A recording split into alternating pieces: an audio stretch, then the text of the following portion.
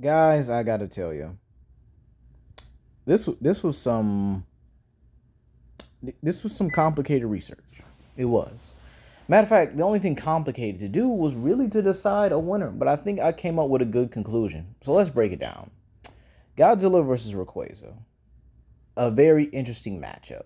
The Hyper Beam versus the Atomic Breath. Let's begin. So in terms of physical strength, I would have to say these two are very equal when it comes down to it. Rayquaza is able to overpower the likes of Giratina, and Godzilla has been able to overpower the likes of the Avengers. They also been able to overpower Pokemon and Kaiju from their respective verses, as well as legendary Pokemon and Kaiju from their own verses, as well as overpowering regular Mega Evolutions, being for Rayquaza, and the Avengers being for Godzilla's side, right? So, what does that mean? Well, Rayquaza definitely scales, I think I would say, close, if not above, the likes of Arceus. Remember, this is Composite Godzilla versus Composite Rayquaza, like the video shows. Or like the video, like I'm saying here. These guys, they've been able to take these entities down, and Godzilla would relatively scale above the likes of God. This God was able to create the entire universe, and he became an avatar god himself here.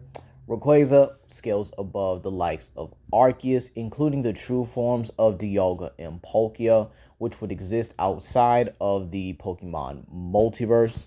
This again would make Rayquaza, well, creation level, if not, creation level itself here. So basically, they scale above the literal gods of their respective multiverses. So in terms of physical might, I definitely have to say these guys are equal. Godzilla's been able to match Thor and even overpower Thor, and he actually been able to one-shot the Hulk, break Titanosaurus' arm, fling Zilla, has been able to casually overpower Sanda and Garaya, two of the Gargantuan brothers in general, while Rayquaza has been able to overpower Mega Charizard X and Mega Metagross. A shiny Mega Metagross, which should be stronger than the original, and it was also a Mega Evolved.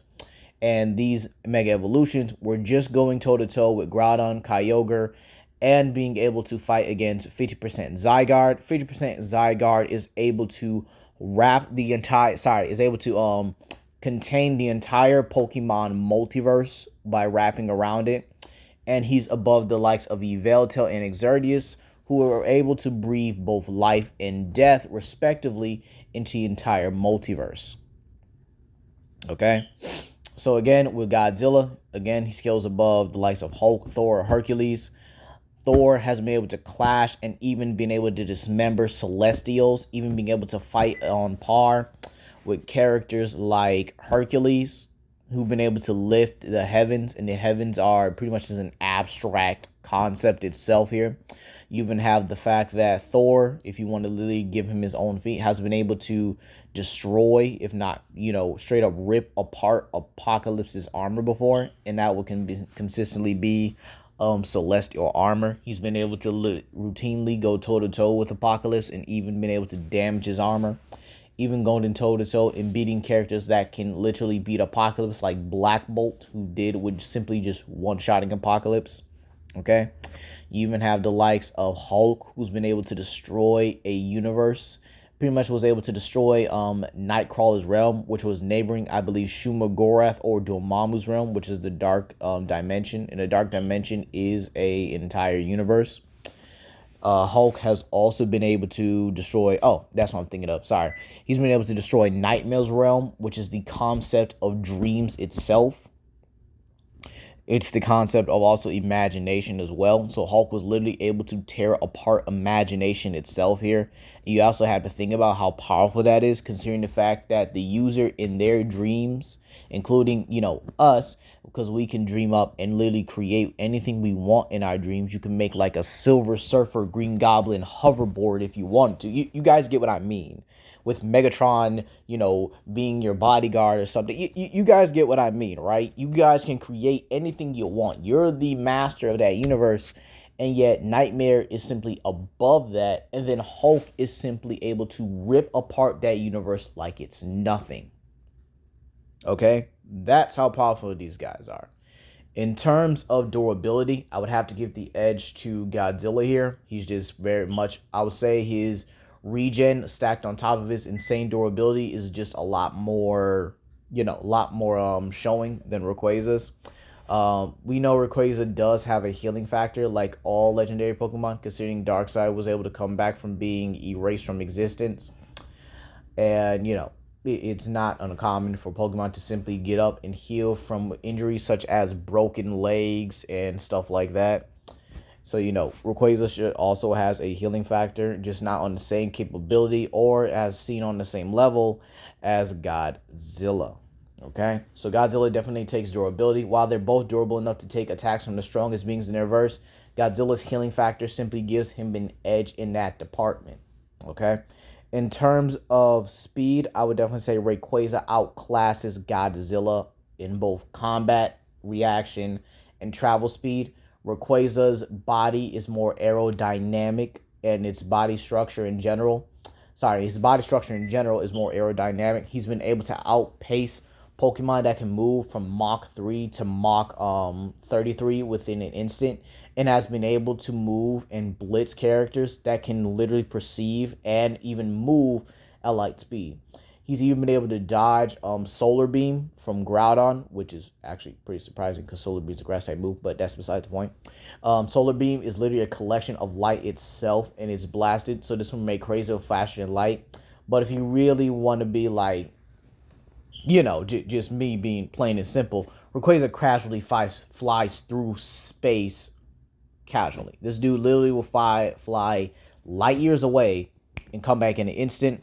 This will also make him faster than Pokemon that can literally move through ultra space with their speed. And ultra space is literally considered interdimensional traveling, and they don't even need portals most of the time. Lunala, Solgaleo, and Necromaza have even been able to straight up just jump into it and just go. So again, I do think it's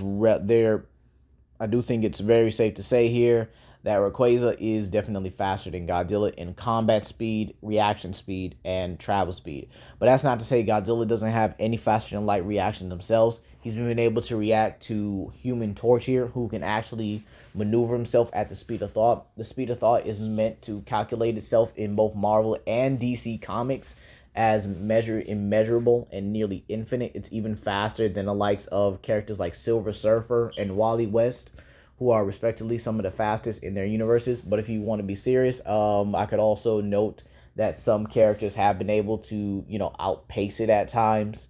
For example, Quicksilver, when he ingested Isotope E, he's been able to move that faster than thought itself.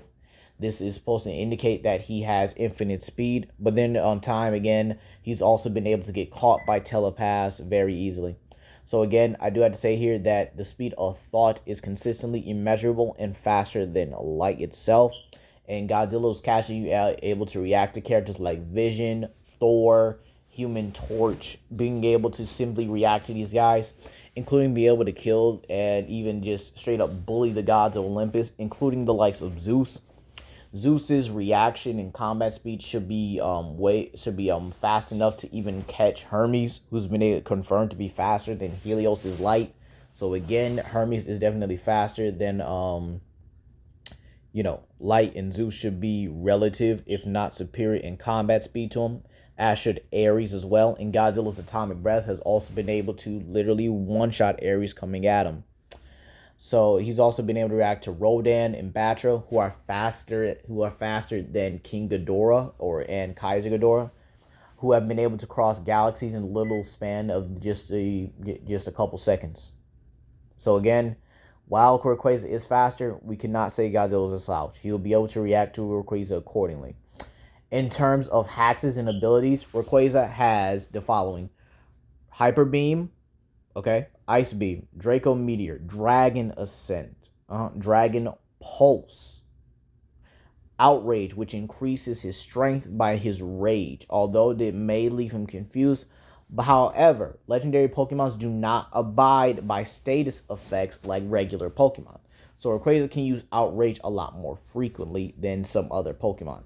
He has Hurricane, which can trap Godzilla in a tornado and cause it to attack him.